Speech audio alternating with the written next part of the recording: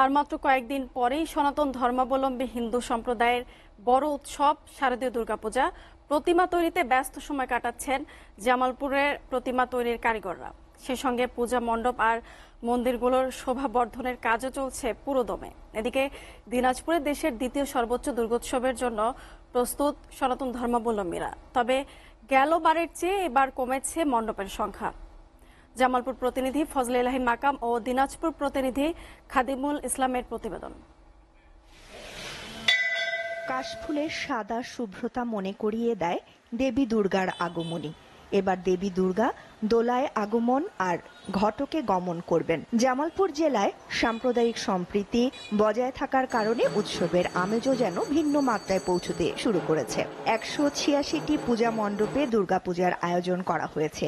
তাই দুর্গা দেবীর এই শুভাগমনে জামালপুরের প্রতিমা তৈরির কারিগররা মহাব্যস্ত সময় কাটাচ্ছে।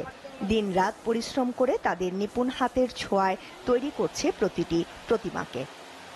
আশা করি নির্দিষ্ট সময়ের মধ্যে কাজগুলো সুসম্পন্ন করতে পারবো। কয়েকদিন গেলে আমরা রঙের কাজ শুরু করব। প্রতিমা তৈরির উপকরণের দাম বৃদ্ধি, কারিগরদের মজুরি আর পূজায় বাড়তি আলোকসজ্জায় গতবারের চেয়ে বাড়তি খরচের সংখ্যার কারণে এবারের শারদীয় দুর্গাপূজার আয়োজকরা প্রশাসনের কাছে বাড়তি বরাদ্দের অনুরোধ জানিয়েছেন। তবে আমি আশা রাখবো প্রশাসনের কাছে যেন আমাদের সহযোগিতা হাতটা একটু আরেকটু প্রসারিত হয়। অন্যান্য সুযোগ সুবিধা পূজা অনুষ্ঠিত করার যে বিষয়গুলো প্রয়োজন আমরা প্রশাসনিকভাবে পাবো, এটাই আমরা আশা করি।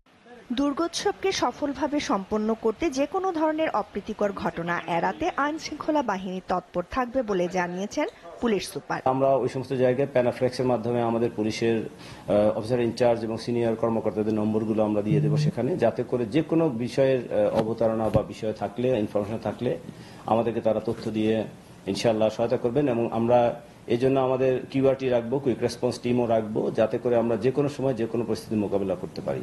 এদিকে দম ফেলানোর ফুরসত নেই মৃৎশিল্পীদের। মনের মাধুরী মিশিয়ে তৈরি হচ্ছে মা দুর্গার প্রতিমা। সকাল থেকে গভীর রাত অবধি চলছে এই মহাযজ্ঞ। এরই মধ্যে শেষ হয়েছে প্রতিমা তৈরির কাজ, এরপরই শুরু হবে রং তুলির কাজ।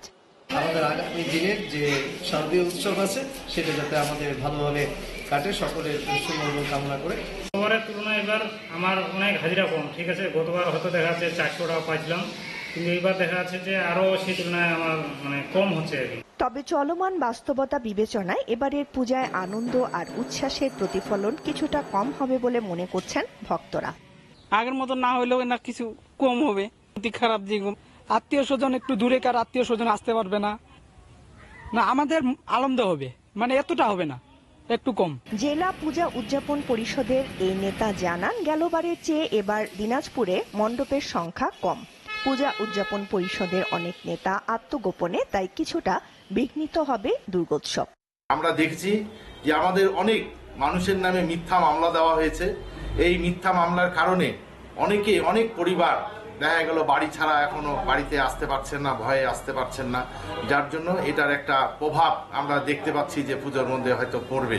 এদিকে প্রশাসন বলছে দুর্গোৎসব নির্বিঘ্নে সম্পন্ন করতে সব ধরনের প্রস্তুতি নেওয়া হয়েছে। আইন শৃঙ্খলা রক্ষায় সেনাবাহিনী সহ প্রশাসনের বিভিন্ন সংস্থা কাজ করছে, সেই সাথে থাকবে নিজস্ব স্বেচ্ছাসেবক দল।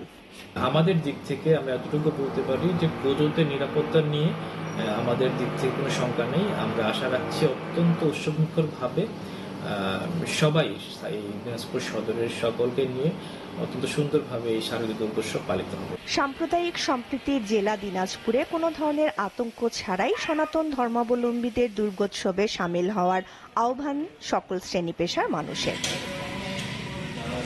SATV news desk.